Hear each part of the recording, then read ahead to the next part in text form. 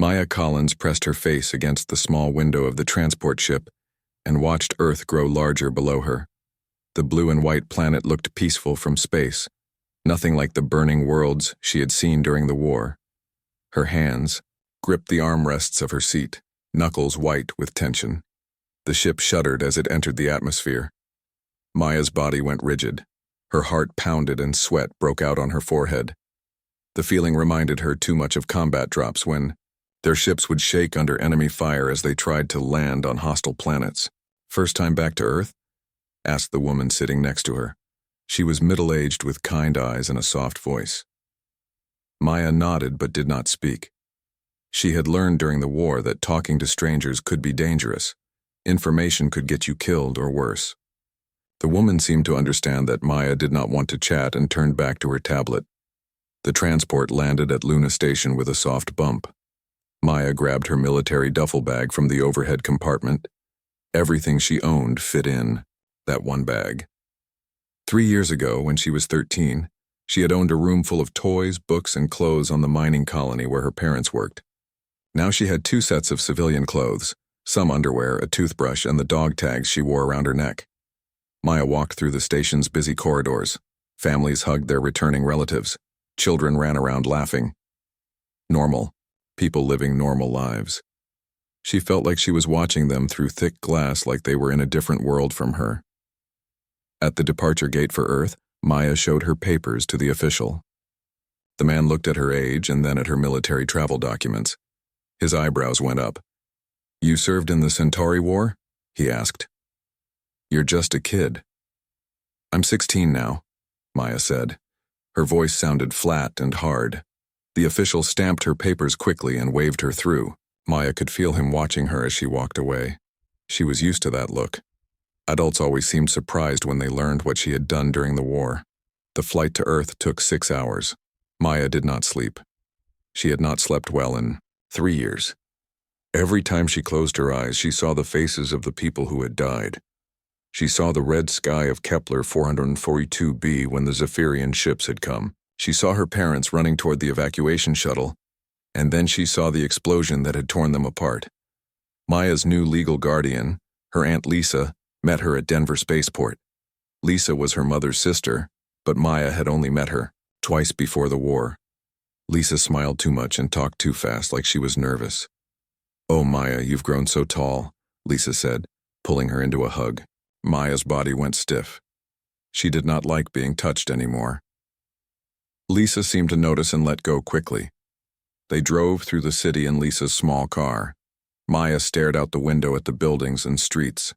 Everything looked clean and undamaged. No blast craters, no burned-out vehicles, no bodies in the gutters. It was strange to see a city that had never been attacked. "I know this must be hard for you," Lisa said as they drove. "The war and everything. But you're safe now. You can be a normal teenager again." Maya almost laughed, but not because anything was funny. Normal teenagers did not know how to field strip a plasma rifle in 30 seconds. Normal teenagers had not watched their friends die screaming. Normal teenagers did not wake up every night with their hands reaching for weapons that were not there. Lisa's house was small, but clean. She had prepared a bedroom for Maya with a bed, a desk, and even some books on the shelves. The walls were painted light blue and there were pictures of flowers hanging up. It looked like a room for a child, not for someone who had fought in a war. "I thought you might want to decorate it yourself," Lisa said. "Make it your own." Maya set her duffel bag on the bed and looked around. The room had one window and one door. If someone attacked, she would have to go through the window to escape. The desk could be used as cover, but it would not stop plasma fire. She automatically checked the corners for places where enemies could hide. "The school called," Lisa continued. "You start at Lincoln High on Monday. I know it's scary, but the kids there are really nice. You'll make friends." Maya nodded but said nothing. She had no idea how to make friends. The last 3 years, the only people she had talked to were soldiers. They had shared food, ammunition, and stories about home. When they died, you mourned them for 5 minutes and then kept fighting. That was friendship in war. That night, Maya lay in the soft bed and stared at the ceiling. The house was too quiet. No sound of plasma fire in the distance. No boots running down metal corridors. No voices on the radio calling for backup. Just silence, and the soft hum of the air conditioning. She thought about the last battle she had fought. The defense of Ridge Station, where she and 8 other soldiers had held off a Zephyrian assault for 12 hours. Only 3 of them had lived through it.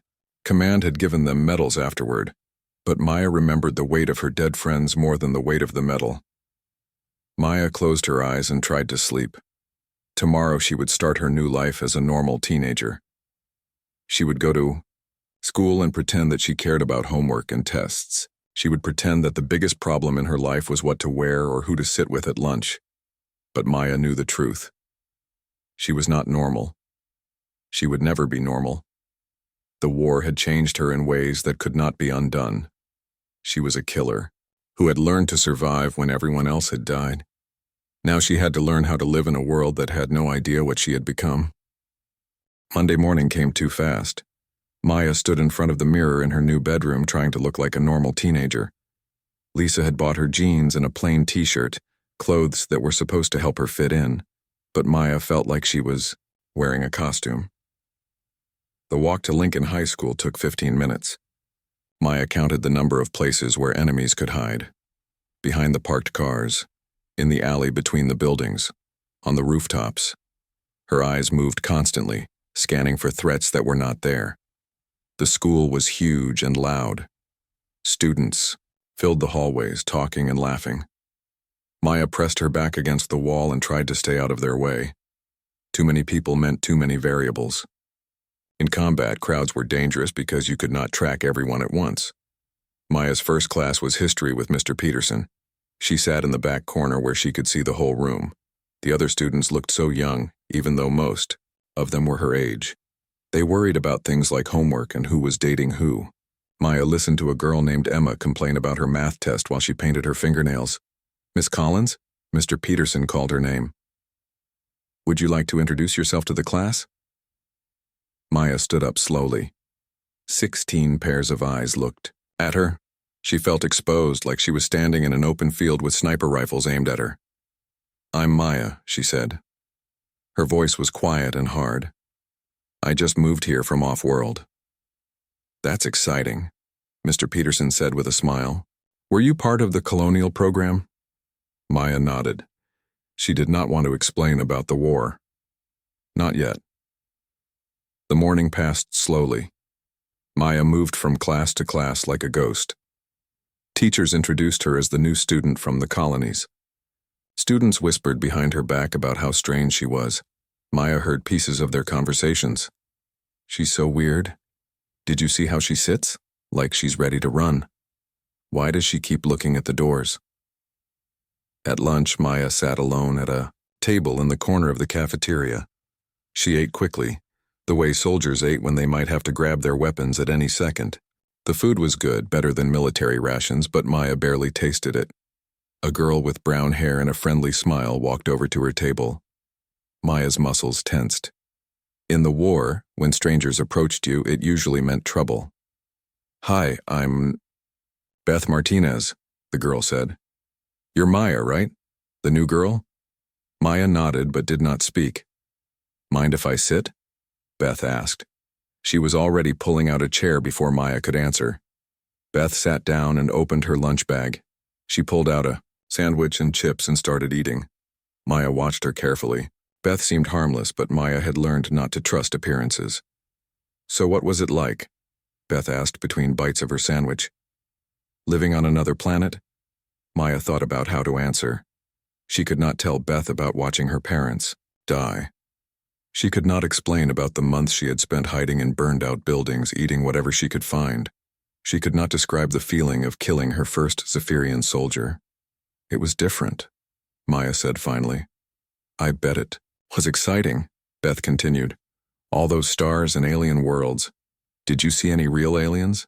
Maya's hand moved automatically to her neck, where her dog tags hung under her shirt. She had seen aliens. She had fought them. She had killed them. But Beth was looking at her with bright, curious eyes, like she expected stories about friendly alien neighbors. "Some," Maya said. Beth waited for more details, but Maya did not give them. After a few minutes of awkward silence, Beth finished her lunch and left. Maya watched her go, knowing she had failed some kind of test. The afternoon was worse. In biology class, Maya sat next to a boy named Jake Morrison. He spent the entire period complaining about his grade on the last test. "I got a C-," Jake whispered to his friend across the aisle. "My parents are going to kill me.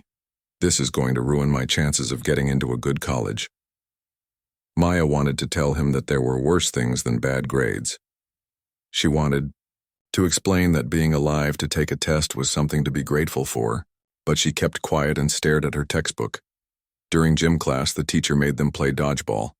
Maya stood in the back and tried to stay out of the way, but when a ball came flying at her head, her combat training kicked in. She caught the ball and threw it back so hard that it knocked the other student to the ground. The gymnasium went quiet. Everyone stared at Maya. The boy she had hit was lying on the floor holding his stomach and trying to breathe. "Maya," the gym teacher, Coach Williams, ran over. "What were you thinking?" Maya looked around at all the shocked faces. She had reacted the way she had been trained to react. In the war, when someone threw something at you, you fought back with everything you had. But these were not enemy soldiers. They were just kids playing a game. "I'm sorry," Maya said. But she was not sure what she was apologizing for. Coach Williams helped the injured student to his feet and sent him to the nurse. Maya spent the rest of class sitting on the bench. She could hear the other students whispering about her. "She's dangerous. Did you see how hard she threw that ball? There's something wrong with her." After school, Maya walked home alone. Lisa was waiting for her in the kitchen with milk and cookies, like Maya was a little kid coming home from her first day of kindergarten. "How was school?" Lisa asked with a big smile. Maya thought about lying. She could say it was fine and that she had made friends. But the truth was that she felt more alone now than she had during the war. At least in combat, everyone understood the rules. Here she did not even know what game they were playing. "It was hard," Maya said. Lisa's smile faded. "Give it time, honey. It takes a while to adjust." Maya nodded and went to her room. She sat on her bed and stared out the window at the peaceful neighborhood. Somewhere out there, beyond the stars, the war was still going on. Ships were still fighting. People were still dying. But here on Earth, teenagers worried about test grades and dodgeball games. Maya felt like she was trapped between two worlds. She was too damaged for this peaceful place, but she could never go back to the war. She was stuck in the middle, belonging nowhere. 3 weeks passed, and Maya still felt like a stranger in her own life. The other students had stopped trying to talk to her after the dodgeball incident. They gave her space in the hallways and avoided eye contact during classes. Maya told herself this was better. Keeping distance meant staying safe. But something was bothering her more than the loneliness. In history class, Mr. Peterson was teaching about the Centauri War. Maya sat in her usual back corner seat and listened as he read from the official textbook. The border conflicts with the Zephyrian Collective lasted from 2387 to 2390, Mr. Peterson said. Through skilled diplomacy and limited military action, Earth successfully negotiated a peaceful resolution. Casualties were minimal, and most colonial settlements remained intact. Maya's hands clenched into fists under her desk. Border conflicts, limited military action, minimal casualties. Every word was a lie. She remembered the day the Zephyrians had attacked her colony. The sky had turned red with the glow of burning ships. Plasma bolts had rained down like deadly lightning. She had watched her neighbor Mrs. Chen run toward the evacuation shuttles with her baby in her arms. A Zephyrian fighter had swooped down and cut them both in half with a single blast. Mr. Peterson continued reading. The Zephyrian forces showed remarkable restraint during the conflict, focusing primarily on military targets rather than civilian populations. Maya stood up so fast that her chair fell backward. The crash echoed through the quiet classroom. Every student turned to look at her. Mr. Peterson stopped reading. "Miss Collins, is everything all right?" Maya stared at him for a long moment. She wanted to tell him the truth, She wanted to describe the mass graves on Titan Base, where they had buried children who had been tortured for weeks before they died. She wanted to explain how the Zephyrians had used human prisoners as living shields during their attacks. But she could see the concerned look on Mr. Peterson's face. He was a nice man who believed what he had been told. He had no idea that the history he was teaching was a fairy tale. "I need to use the bathroom," Maya said. She picked up her chair and walked out of the classroom. Maya did not go to the bathroom. Instead, she went to the school library and sat down at one of the computer terminals. She searched for information about the Centauri War, hoping to find something that matched her memories. The official government websites all told the same story: a brief conflict, limited engagement, successful diplomacy. Maya scrolled through news articles from during the war. They talked about minor skirmishes and ongoing negotiations. There was no mention of the siege of New Houston, where Maya had spent 6 months eating rats and drinking recycled water, while Zephyrian forces tried to starve them out. Maya searched for her old unit, the 73rd Colonial Defense Corps. According to the records, they had performed reconnaissance and support duties during the conflict. The computer said they had been stationed on safe rear bases, conducting surveys and maintaining equipment. Maya stared at the screen in disbelief. The 73rd Colonial Defense Corps had been an assault unit. They had fought in 12 major battles and dozens of smaller engagements. Half of the unit had died in combat. Maya herself had killed at least 30 Zephyrian soldiers that she could remember, and probably more that she tried to forget. She searched for specific battles: the defense of Ridge Station, where she had earned her first medal. The computer said Ridge Station had been evacuated without incident, and that no fighting had taken place there. Maya remembered the bodies of her friends lying in the corridors. She remembered the smell of burning flesh and the sound of plasma, weapons firing for 18 straight hours. Maya searched for news about Zephyrian prison camps. She found nothing. According to the official records, all human prisoners had been treated according to the rules of war and released unharmed at the end of the conflict. Maya thought about her friend Danny Rodriguez, who had been captured during the Battle of Kepler Station. When the 73rd had found him 3 months later, he had been blind in one eye and missing 2 fingers. The Zephyrians had used him for medical experiments. Danny had never spoken about what they had done to him, but Maya had seen the scars that covered his entire body. The truth hit Maya like a physical blow. The government had lied about everything. They had hidden the real cost of the war from the people on Earth. Her classmates did not understand her because they had never been told what she had lived through. Maya logged off the computer and walked back to class. Mr. Peterson was still reading from the textbook, still spreading lies about brave diplomats and peaceful negotiations. Maya sat down and tried to stay quiet, but anger was building inside her like pressure in a damaged ship. The next day, a special guest came to speak to the history classes. His name was Richard Stone, and he was a war correspondent who had covered the Centauri conflict. He wore an expensive suit and had perfect white teeth. He smiled too much and used his hands when he talked. "I was there during the final battle of the war," Stone told the assembled students. "The siege of Proxima Station was the turning point that led to peace. I watched our brave soldiers show mercy to the defeated enemy forces." Maya had been at Proxima Station. She had been part of the assault team that had taken the main command center. There had been no mercy shown by either side. The Zephyrians had fought to the last soldier, and the humans had given no quarter. Maya had personally shot 3 Zephyrian officers as they tried to surrender, because she had learned that Zephyrian surrenders were usually traps. Stone continued his presentation, describing the battle like it had been a polite disagreement between gentlemen. He talked about the honorable conduct of both sides and the minimal destruction that had occurred. Maya could not take it anymore. She stood up in the middle of his speech. "That's not what happened," she said. The auditorium went quiet. Stone stopped talking and looked at her with a confused smile. "Excuse me, young lady?" "I was at Proxima Station," Maya said. Her voice carried clearly through the silent room. "That's not what happened." Stone's smile became strained. "I think you might be confused, dear. This was a military operation. No civilians were present. I wasn't a civilian, Maya said. I was with the 73rd Colonial Defense Corps. We took the command center at 600 hours on March 15th. The Zephyrians had booby-trapped the entire station. Sergeant Williams died when he opened the wrong door. The explosion took off his head. Students gasped.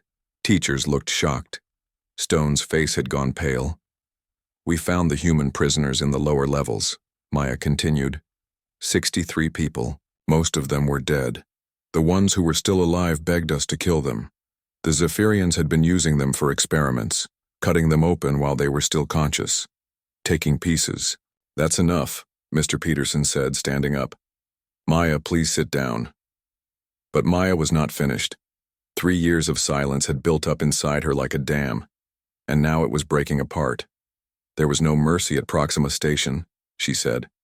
We killed every Zephyrian we found. We had to. They would have done the same to us. And when it was over, we burned the bodies and tried to forget what we had seen. Maya looked around the auditorium at all the shocked faces. Students stared at her with wide eyes. Teachers whispered to each other. Stone looked like he wanted to run away. The war wasn't noble, Maya said. It wasn't clean. It was hell, and we survived it by becoming monsters. That's the truth. Maya walked out of the auditorium, leaving behind a room full of people who finally understood that everything they had been told was a lie. Maya sat in the principal's office 2 hours later. Principal Davis was a thin woman with gray hair who kept adjusting her glasses. She looked uncomfortable, like she did not know how to handle this situation. Maya, your outburst today was completely inappropriate, Principal Davis said. You disrupted an educational presentation and upset your fellow students. Maya stared at the woman across the desk.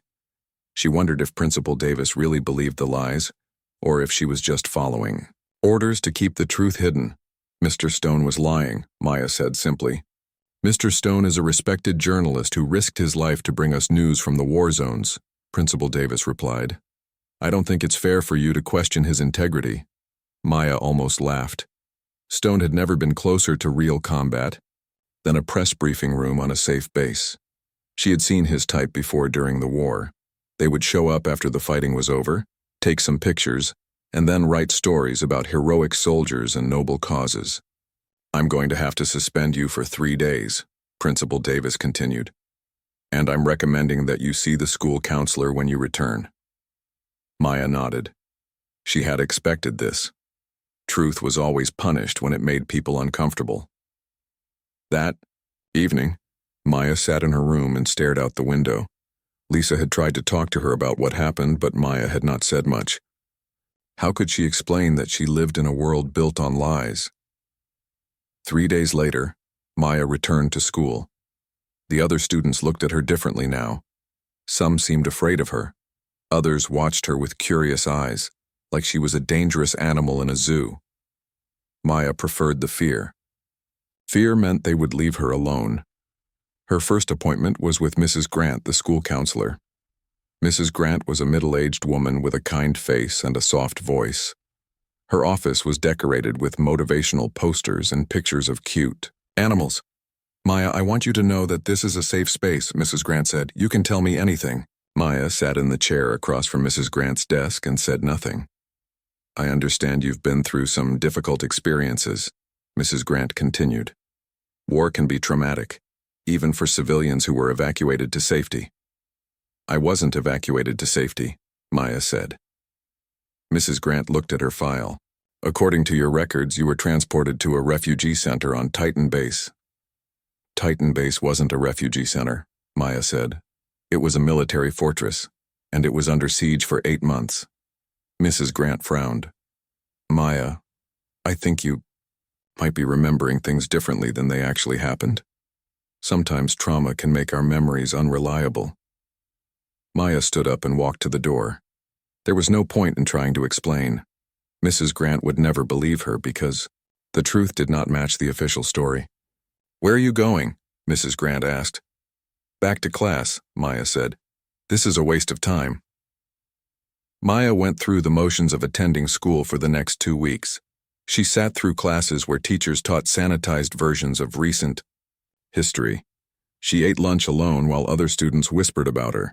She completed assignments that seemed pointless compared to the life and death decisions she had made during the war. But something was changing on the news. Maya noticed it first during the morning announcements when they mentioned a technical malfunction at the Mars orbital station. Then there was a report about equipment failures on several mining asteroids. A cargo ship had gone missing near Jupiter. Maya recognized the pattern.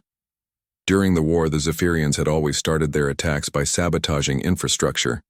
They would disable communications and destroy supply lines before launching their main assault. What the news was calling accidents looked like enemy action to Maya.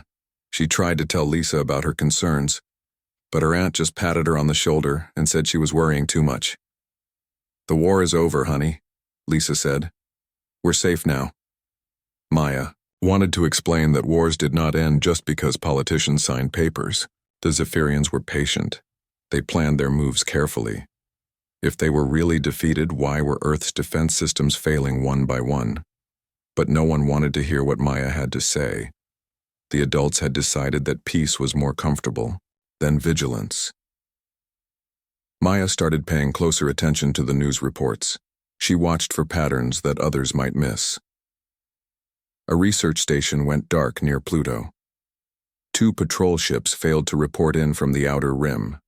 Sensor arrays began malfunctioning across the solar system. Each incident was explained away. Equipment was old. Space was dangerous. Accidents happened all the time. But Maya knew better. She had seen this before. The breakthrough came when Maya was in the library, researching her pattern of suspicious incidents. She found a news article buried deep in the archives about strange ships spotted near the asteroid belt. The article was only 3 sentences long, and it had been published and then quickly retracted. Maya cross-referenced the date with other events. On the same day the strange ships were spotted, 3 defense satellites had gone offline. The official explanation was a solar storm, but Maya checked the space weather reports. There had been no solar activity that day. Maya printed out everything she could find and took it home. She spread the papers across her bedroom floor and connected the dots with red pen.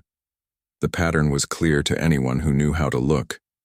The Zephyrians were not gone. They were preparing for something big.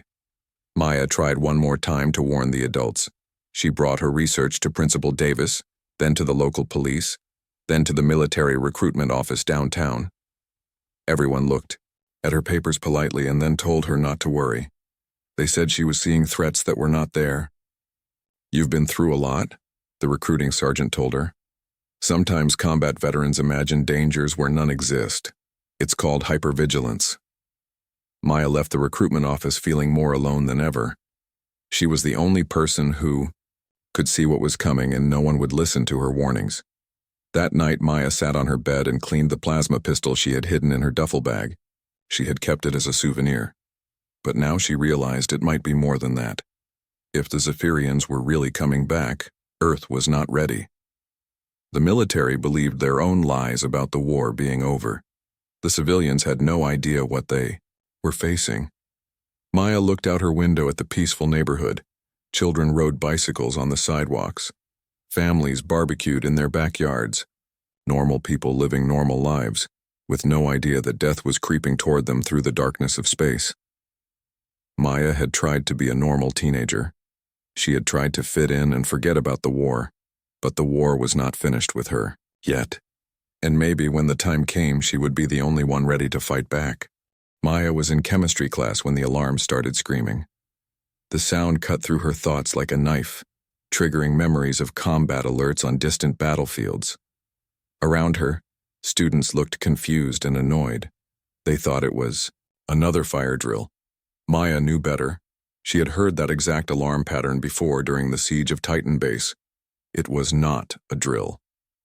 It was an attack warning. "Everyone remain calm," Mr. Thompson said, looking at his emergency procedures card. "Please line up at the door in an orderly fashion." Maya was already moving. She grabbed her backpack and headed for the windows instead of the door. Through the glass she could see black shapes falling from the sky like deadly rain. Zephyrian drop pods, just like the ones that had destroyed her home colony 3 years ago. "Maya, where are you going?" called Beth Martinez. "The exit is this way." Maya turned around. Beth and the other students were following Mr. Thompson toward the hallway, completely unaware of what was happening. Maya could hear the distant thunder of explosions as the first pods hit the ground outside the city. "Get away from the windows," Maya shouted. "Get to the center of the building now." Mr. Thompson frowned at her. "Maya, please follow the evacuation procedures." "The evacuation procedures are going to get you killed," Maya said. She pulled out her phone and tried to call the police. The lines were dead. The Zephyrians had cut communications just like they always did. Maya ran to the window and looked out again. The black pods were opening, and armored figures were spilling out. Even from this distance she could see the distinctive shape of Zephyrian battlesuits. They moved in the predatory, coordinated way she remembered from nightmares. "Those are enemy soldiers," Maya said, pointing out the window. "This is not a drill." Some students crowded around the window to look. Emma Rodriguez screamed when she saw the alien soldiers. Jake Morrison went pale and started backing away from the glass. "What are those things?" Beth asked, her voice shaking. "Zephyrians," Maya said. She was already thinking tactically, planning their defense. "They'll try to take the school because it's a large building where they can hold hostages. We need to get everyone to the safest part of the structure." Mr. Thompson still looked confused. "Maya, I think you're overreacting. Those could be emergency responders." Maya wanted to shake him. Emergency responders did not drop from orbit in armored pods. But there was no time to argue. Through the window she could see the alien soldiers forming up into assault teams. They would reach the school in minutes. "Listen to me," Maya said, turning to face the whole class. "I know these creatures. I fought them for 3 years. If you want to live, you need to do exactly what I tell you." She could see the fear in their eyes, but also something else. For the first time since returning to Earth, Maya saw them looking at her with respect instead of suspicion. "Beth, take half the class to the basement," Maya ordered.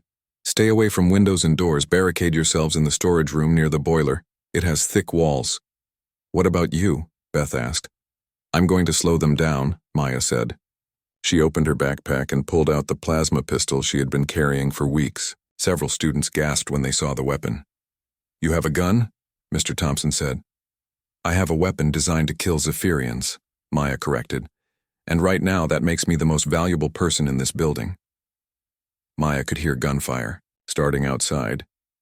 The local police were trying to respond, but their weapons would be almost useless against Zephyrian armor. Maya had to get to the principal's office and try to coordinate some kind of defense. "Mr. Thompson, get on the intercom," Maya said. "Tell everyone in the building to move to interior rooms on the lower floors. Tell them to stay away from windows and to barricade doors. And whatever you do not try to surrender.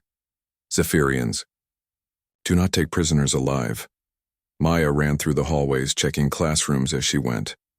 Most teachers were still trying to follow the standard evacuation procedures, leading their students toward the exits. Maya redirected them when she could, but there was not enough time to save everyone. She reached the principal's office just as the first explosions shook the building. Principal Davis was on the phone, trying to reach the authorities. "The lines are dead," Principal Davis said. "I can't get through to anyone." "They cut communications first," Maya explained. "It's standard Zephyrian tactics." "How many students are in the building?" "About 800, Principal Davis said. "Maya, what's really happening out there?" "The war isn't over," Maya said. "The Zephyrians are back and Earth isn't ready for them."